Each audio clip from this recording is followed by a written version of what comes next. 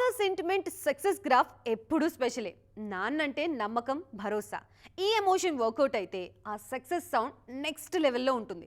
అందుకే సీనియర్ హీరోలు మాత్రమే కాదు, ఛాన్స్ దొరికినప్పుడల్లా ఈ జనరేషన్ స్టార్ హీరోలు కూడా ఈ ఫార్ములాని తెర మీదకి చూపించేందుకు ట్రై చేస్తున్నారు. సలార్తో బాక్సాఫీస్ ని షేక్ చేసిన ప్రభాస్ ఇప్పుడు సలార్ శౌర్యాంగ పర్వంలోనూ డబుల్ యాక్షన్తో రెడీ అవుతున్నారు.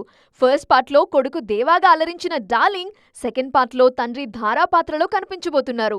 తండ్రి సామ్రాజ్యాన్ని, గౌరవాన్ని కొడుకు ఎలా తిరిగి తెచ్చుకున్నాడు అనేది మూవీ మెయిన్ థీమ్. తండ్రి కొడుకుల సెంటిమెంట్తో బాక్సాఫీస్ లెక్కలు మార్చేందుకు మేకర్స్ రెడీ అవుతున్నారు. మాస్ యాక్షన్తో పాటు స్ట్రాంగ్ ఎమోషన్స్ పండించడంలో ఎన్టీఆర్ రూటే సపరేట్.